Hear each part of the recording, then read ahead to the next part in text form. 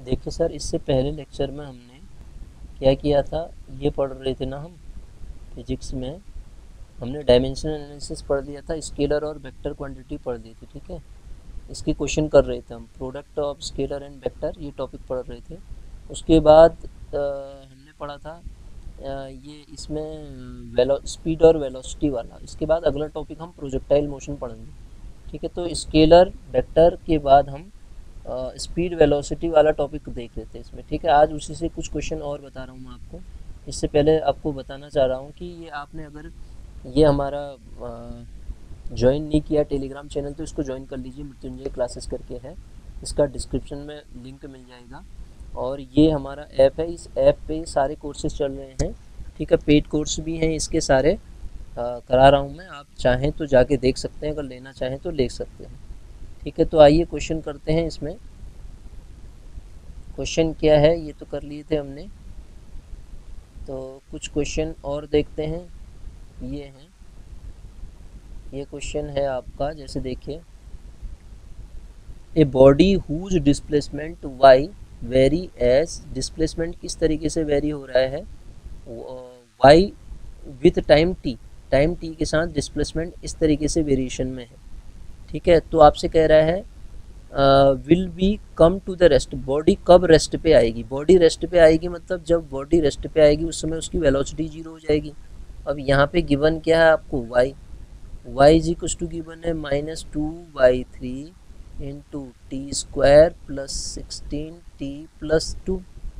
तो यहाँ से सबसे पहले dy/dt निकालिए। dy/dt जो आएगा वो हमारी वेलोसिटी होगी। वेलोसिटी कितनी होगी, 2/3 इंटू 2t और प्लस 16 होगी, ठीक है। तो कह रहा है रेस्ट पे आने पे वेलोसिटी कितनी हो जाएगी सर, जीरो। जब बॉडी रेस्ट पे आएगी तो वेलोसिटी जीरो होगी। इसका मतलब -40/3 प्लस 16 की जो वैल्यू होगी वो जीरो के बराबर होगी। इसका मतलब 40/3 की जो वैल्यू होगी वो 16 होगी।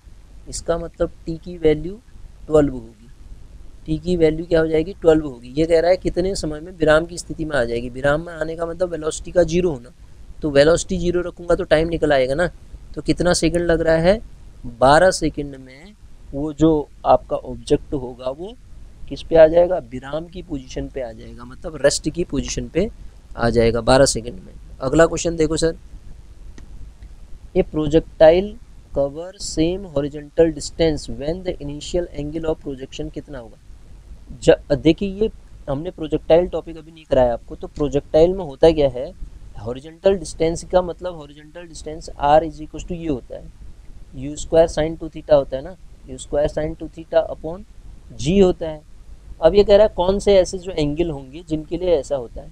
एक्चुअल में हम जब थ्योरी पढ़ते हैं तो वहाँ पे पढ़ते हैं कि जब दो एंगल क्या हों, कोटिपूर्वक हों, तो उनके लिए आर की जो वैल्यू आती है समान आती है।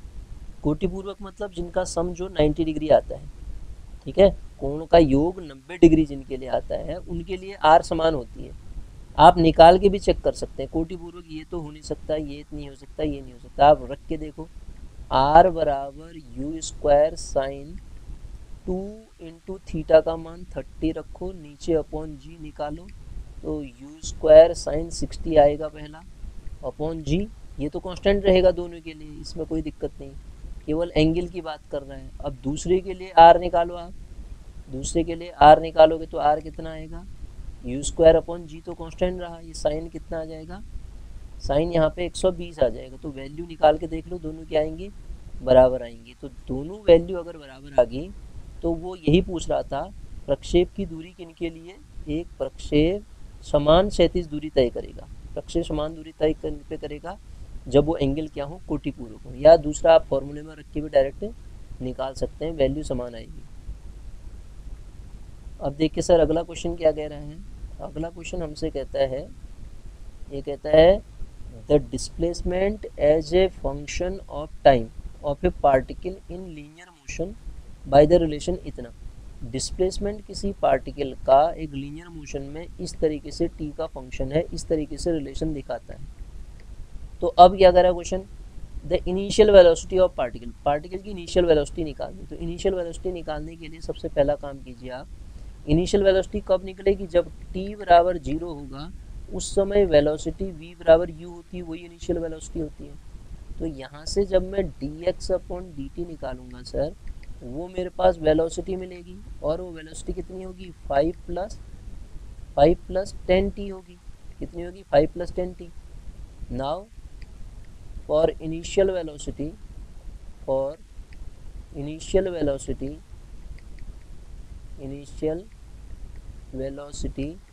क्या होगा, टाइम t बराबर क्या होगा, 0।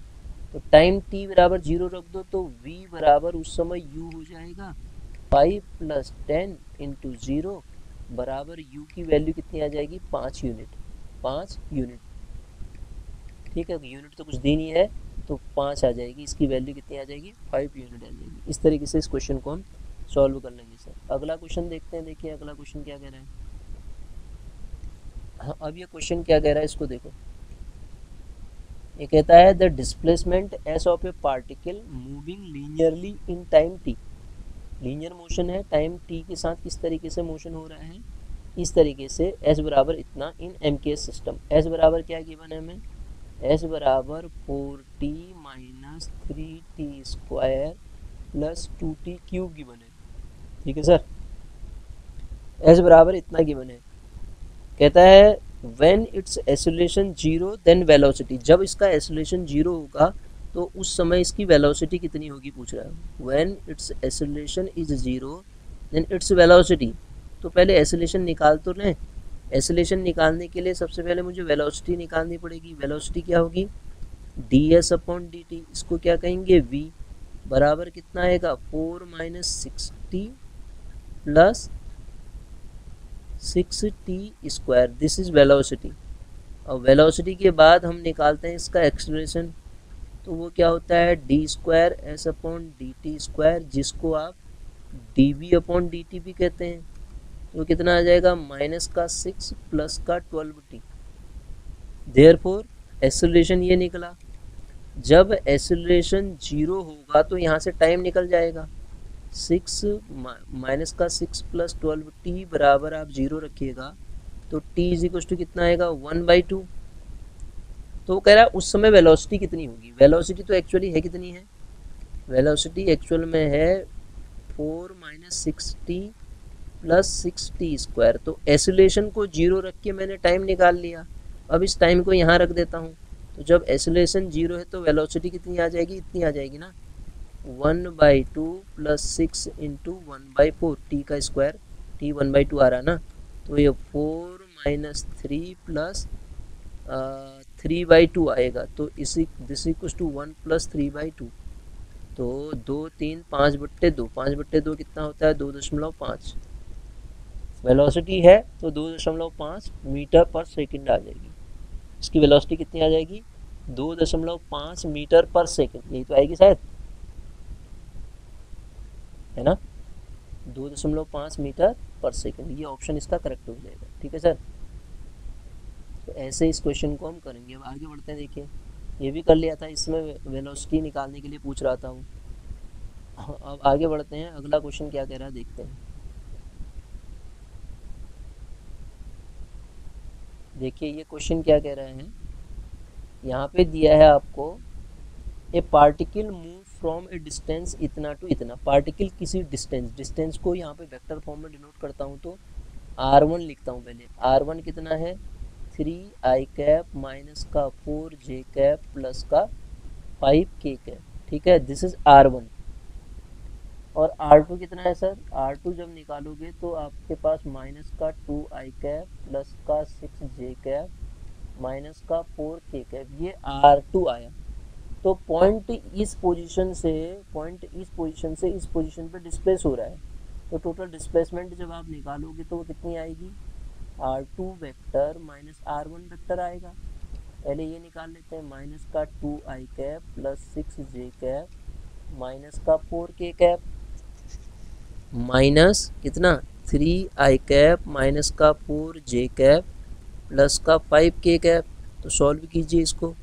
माइनस का 2i cap plus 6j cap minus का 4k कैप माइनस का 3i कैप प्लस का 4j कैप माइनस का 5k कैप। अंदर मल्टीप्लाई कर दिया ना, तो माइनस का 5 आई कैप और प्लस का 10 जे कैप माइनस का 9 के कैप, यही तो आएगा।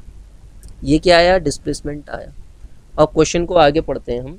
क्वेश्चन आगे क्या कहना चाह रहा है, देखिए डिस्प्लेसमेंट इतना ही आएगा मेरे ख्याल से, ठीक है ना। ये पार्टिकल का डिस्प्लेसमेंट आएगा इतना।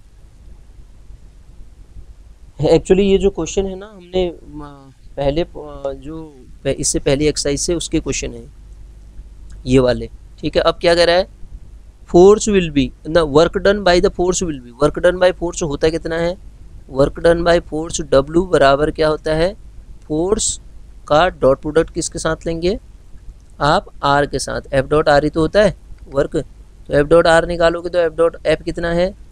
2 आई कैप प्लस 3 जे कैप माइनस का के कैप डॉट R मतलब माइनस का 5 आई कैप प्लस का 10 जे कैप माइनस का 9 के कैप। निकालो सर, डॉट प्रोडक्ट लेंगे तो माइनस का 10 ये हो गया, प्लस का 30 ये हो गया, माइनस का प्लस का 9 ये हो गया, तो ये कटा -1 आया और ये प्लस का 30 आया, बराबर 29 यूनिट का वर्क डन हो जाएगा। तो कह रहा था ना कितना वर्क डन होगा, तो वर्क डन ही तो पूछ रहा था हमसे। तो इस केस में कितना आ जाएगा वर्क डन? 29 यूनिट का वर्क डन आपके उस पार्टिकल का हो जाएगा। कितना हो जाएगा? 29 यूनिट। तो अगला क्वेश्चन देखते हैं सर, अगला क्वेश्चन क्या कर रहा है, देखिए ये है अगला question. Torque, the torque of force F बराबर इतना एक्टिंग एट द पॉइंट इतना। सर टॉर्क क्या होता है आप जानते हैं?